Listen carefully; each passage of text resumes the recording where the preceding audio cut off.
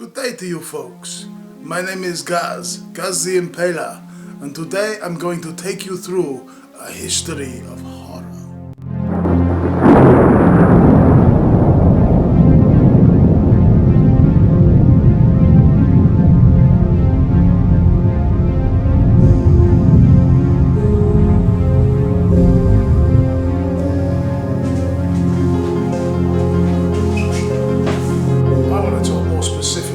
About Hammer horror films, the films that made the company. We all grew up with these films throughout the 70s and 80s. You know, they were must watch. You know, if they came on the TV, it was a must watch on a late Friday night or something like that. You know, Hammer Film Productions have been making films since the 1930s. You know, they made a lot of old black and white stuff, just mixed sort of subjects really. But by the 1950s, they'd started to make science fiction, mystery, and eventually horror. And it was the horror genre that really made their name. Made huge stars of Peter Cushing, Christopher Lee, and they're my favourite films, the 60s and 70s movies. And I'm going to compile a top 10 of my favourites. Not saying that they're the very best films, you know, it's all down to how these films sort of affected you growing up or whatever. But I'm going to get 10 together, see what you think. If you think you know better, let's see your top 10. But yeah, it's going to be fun. I'm going to enjoy this. Hammer Horror, GAZZAS top 10.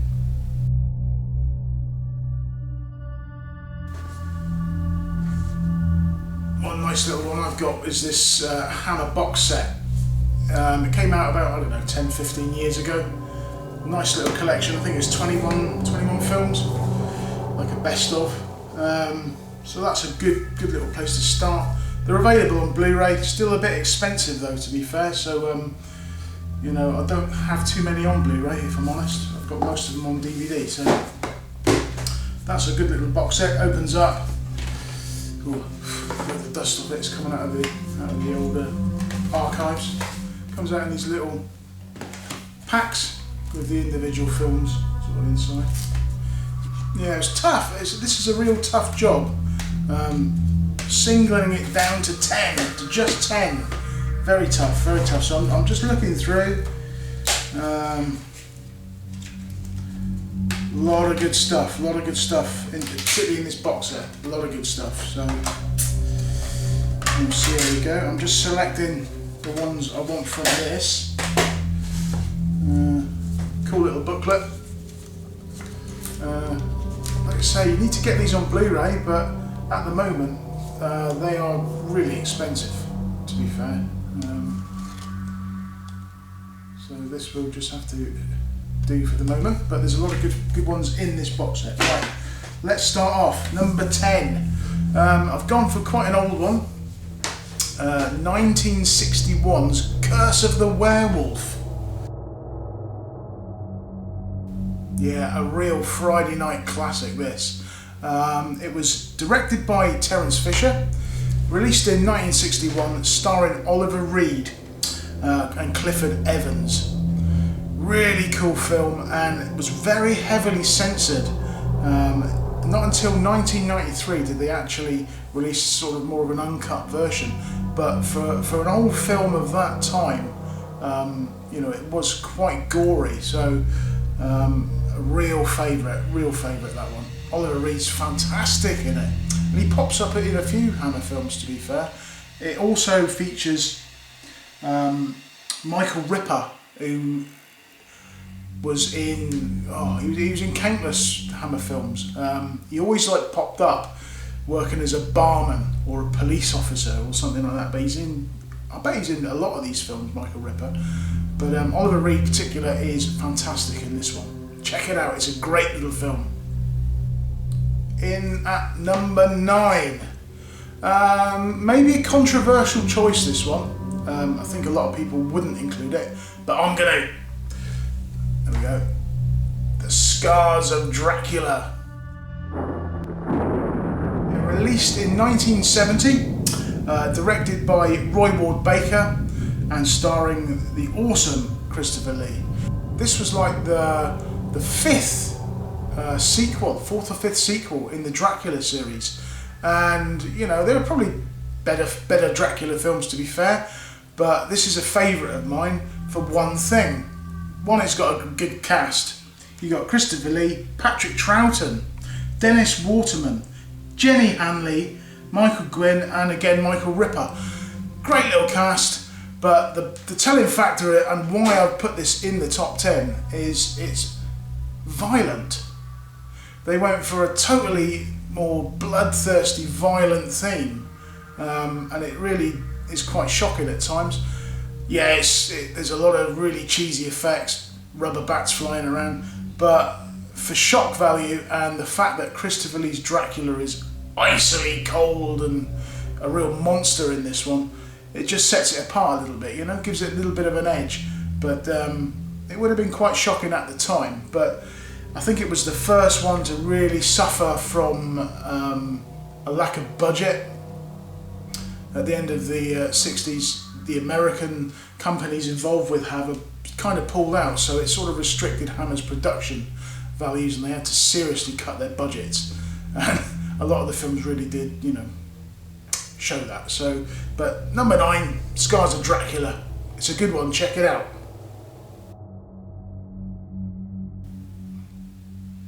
At number 8, I've got an obscure one, Captain Clegg, or as it was called in the US, Nightmare Creatures. 1962 movie starring Peter Cushing as Captain Clegg, as it turns out, because his identity is hidden throughout the film. Better not give that away too much. But it's interesting because it's set in the late 18th century, about 1790, something like that. It's set in a little English village on the east coast, and there's this legend of these ghost riders riding across the marshes and all this stuff. It's got pirates in it, Royal Navy. Patrick Allen plays the Royal Navy officer trying to solve the mystery of what these phantom horses and riders are. Peter Cushing obviously is in there playing the sort of good guy, bad guy role. It's just a good little romp, good little adventure. Not really a horror movie, but yeah, it's worth checking out. Captain Clegg. At number 7, we've got 1 Million Years BC, starring Raquel Welch.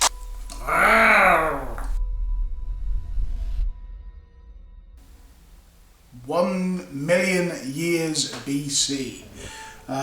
Released in 1966, directed by Don Chaffee and produced by Michael Carreras. Like I say, it starred Raquel Welch, John Richardson, Percy Herbert, Robert Brown. A good little cast, you know, sort of famous faces in this great little fantasy dinosaur epic, you know. Two warring ancient tribes, basically. There's a tribe that he starts off with, he escapes from them, meets up with the Goody tribe, and it all kicks off with lots of dinosaurs and everything crammed in between. Great effects, flying pterodactyls, you know, all sorts, fighting dinosaurs. This one really is probably my first Hammer film. I would have watched this as a very young kid. You know, it was on regularly on TV, so it's particularly worth a classic status, in my opinion. I don't think there's any words or anything like that in the whole film, so there's no script. It's just grunts and you know, kind of thing. Yeah, there's no words in it at all. So, well, it's a unique one. But check it out, 1 Million Years BC. You've seen it anyway. Of course you have. Everyone's seen that film. But it's a good one. It's a good one. At number 6, again, maybe a controversial choice, but I had to include it. The Plague of the Zombies from 1966. Another colour film, starring Andre Morel, Diane Clare, Brooke Williams and Jacqueline Pierce. So not exactly so well known, but again, the faces are kind of familiar from other things. But what a plot this has. Set in Cornwall of all places, in the 1860s, and the local village is being overrun by the recent dead who are turning up as zombies. Why is this happening? Only one reason, of course: voodoo. Yeah, voodoo, Cornish villages and zombies. How can you go wrong with that on a Saturday night, people? Get the popcorn in, crack a beer open and enjoy. It's a Hammer classic. Plague of the Zombies.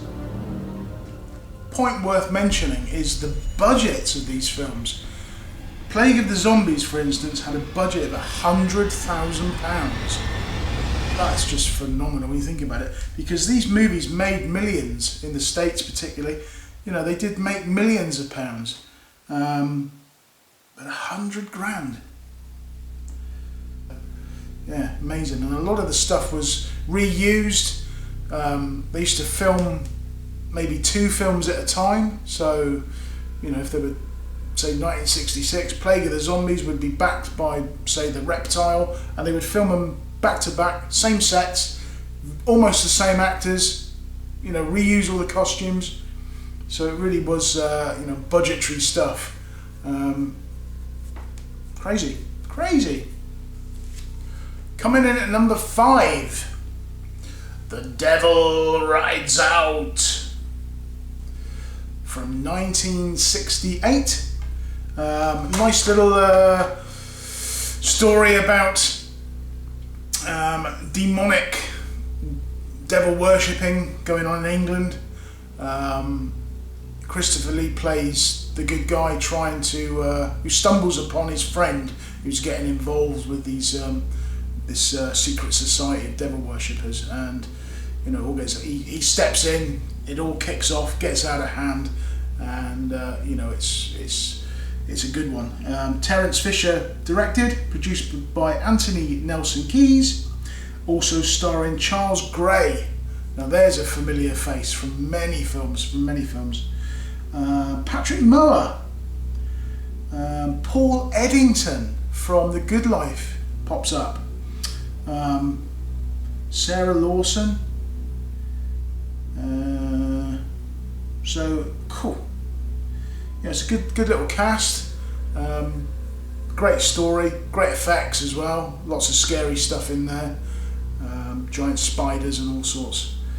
But that's a good one. That is a very good film, very good film. Still stands up today as a real good, meaty, devil worshipping film. So check out The Devil Rides Out.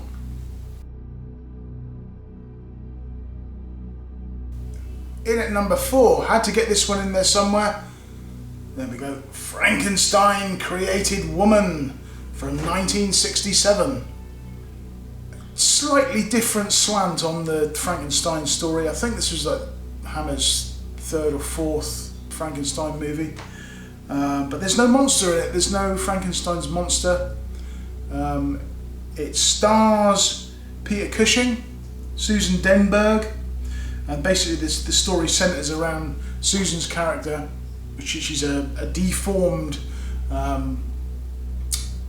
serving girl in her father's restaurant, and that she's picked on by the local rich kids, you know, 3 toffs who are, you know, out of order, and they kick off, and someone gets hurt, and her boyfriend, who's like the son of a convicted murderer who was killed years before, is blamed for everything. He gets framed, and you know, it all goes downhill from there. But cut a long story short, Frankenstein, Peter Cushing, comes in at the end and brings back, I won't tell you too much, but you know, it's typical Frankenstein stuff, and it's a good one. It's really entertaining, fast moving, quite gory as well, because there's a lot of vengeance at the end and a lot of murders and stuff, so it's well worth checking out.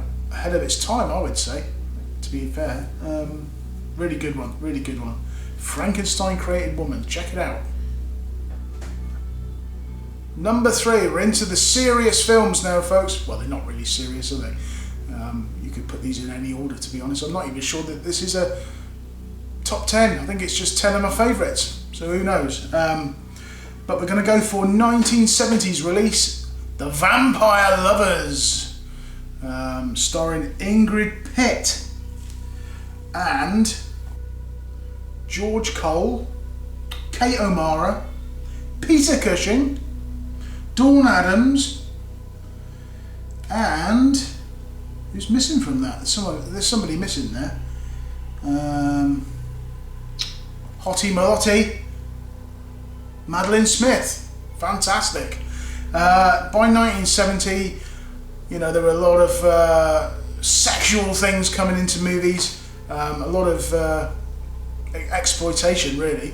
And and Hammer thought they would get in on this because it was making money. So they thought they'd release this saucy vampire sort of romp. Ingrid Pitt's fantastic in this, as is the young Madeline Smith. In fact, I've got my Ingrid Pitt t-shirt on. There you go. Yeah, it's a good one. This was one I saw when I was pretty young, and it was like, you know, whoa. But it's a good little tale. Vampires running around, and you know, lots of wine drank, and yeah, and lots of nudity. So worth checking out, I would say, wouldn't you? Yes, Ingrid Pitt plays the vampire. Carmilla, you know, she's running around basically knocking off all the women one way or another, and you know, biting all the blokes. So you know, it's quite a good intense storyline, really. So check it out, The Vampire Lovers, 1970, directed by Roy Ward Baker. That's my number 3. In fact, that's one Hammer film that I do have on Blu-ray, and you know, they did a really good job of cleaning it up. It's really colourful, some great sets included. Sets, I said. A lot of good costumes, some fantastic castles, and God knows what. So you know, it's one of the Hammer films that looks the part. It looks really authentic, and yeah, did a really good job on it.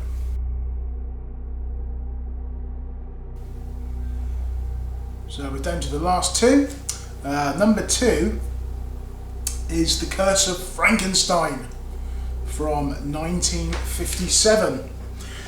Directed by Terence Fisher, starring Peter Cushing, Hazel Court, Robert Urquhart, and Christopher Lee as the monster. So the first Frankenstein movie attempted by Hammer. I think it's the best one. I think they went on to do another 4 or 5, but it's a good one. 1957, so it's the oldest one I've featured in this top 10. So it is pretty much a standard retelling of the Mary Shelley Frankenstein story. It did very well. The budget, believe it or not, was £65,000, $270,000. It made $8 million. So awesome. Released the 2nd of May 1957. So yeah, really good one. Really good Frankenstein version. Check it out. Worth a watch.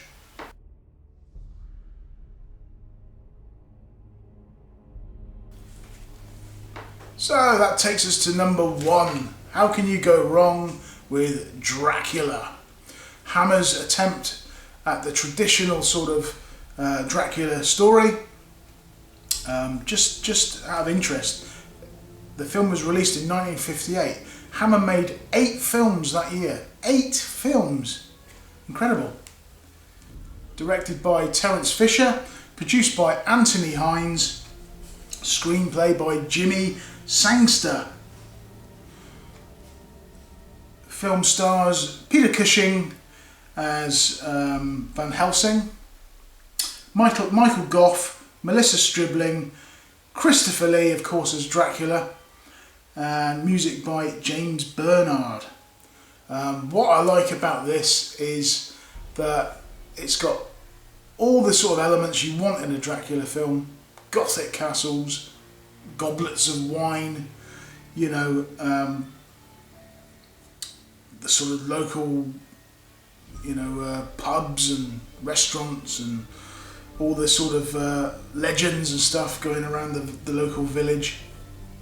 It's just got all those sort of elements which gives it a terrific sort of atmosphere, and it's action-packed, which is the main sort of selling factor, I think. Makes you want to watch it again and again because it's so fast-paced. You know, and Peter Cushing, could you get a better Van Helsing? You know, could you? I don't think so.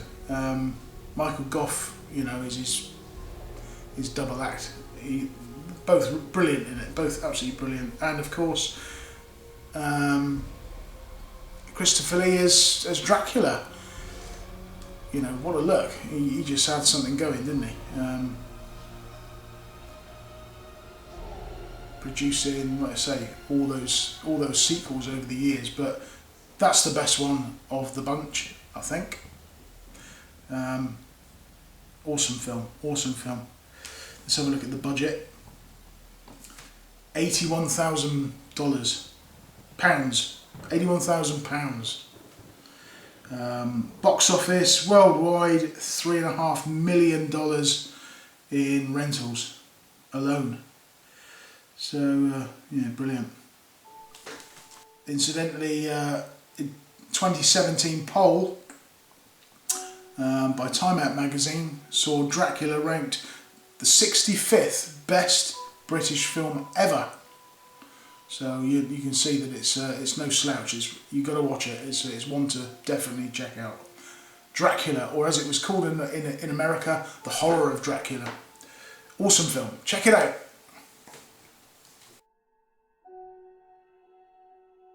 And to finish up, I'm going to just chuck in a few notable mentions. Really, couldn't fit all these great films into this top 10, obviously, but check out these others.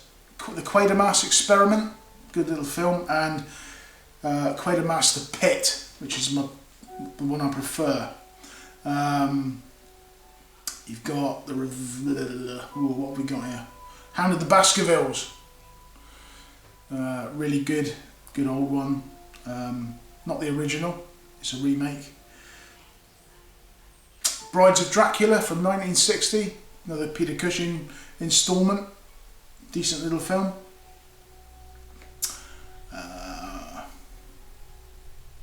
The Phantom of the Opera, starring Herbert Lom. That's probably my favourite version of Phantom of the Opera out there. Really good fun, fast paced. He's great anyway, Herbert Lom. He pops up in a lot of films, a lot of horror films. That's a really good one. The Gorgon, another Peter Cushing romp about the the snake-headed, what do you call it? The Nanny, a black and white film about a psychotic, children's nanny. Really good, really good. Another good Dracula romp, Dracula Prince of Darkness. Really good sequel to the 58 film. Very good, very good. Vampire Circus, another little twist on the Dracula theme. Dracula AD 1972. Just watch that because it's just funny. It's just good fun. It's an attempt at Dracula in the modern day with glam rock soundtracks and God knows what. It really is, yeah, stretching the point to the limit, I think, but good fun. Another very underrated film from 1974, Captain Kronos Vampire Killer. The movie was made as a pilot, really, for a ongoing TV show, but the TV show never took off. It was never made, and the film is the lone product of the title. But it's a really good vampire film, very underrated. And finally, Hammer's last horror film from that era, 1976, To the Devil a Daughter. It turned out to be their final film, like I say. It starred Christopher Lee and big Hollywood actor Richard Widmark played the lead role. Honor Blackman, Natasha Kinski and Denham Elliott. So it's a good little cast there. Denham Elliott. I mean, there's an underrated horror actor. He'll pop up again in something else that I'm going to do shortly. But what a good little film. I think when it was made, 1976, horror had sort of pushed on to a new level. You had films like The Exorcist and The Omen that had come out and been big box office hits. And they were just that little bit more shocking than the Hammer stuff. And I think Hammer realised it had to up its game to come up to that sort of level. And this was an attempt at it, but like I say, it was the last release. So we had to wait then until 1980 when Hammer released the TV series, very good TV series, Hammer House of Horror. So there you go, that's my Hammer Horror top 10, plus a few extra movies thrown in. Hope you've enjoyed it. I want to hear what your top 10 is. That'd be very interesting. See if we've got similar tastes or not. So let me know, leave a comment, and hopefully we'll do something like this again. So I'll see you around. This is GAZZAS Horror History, over and out.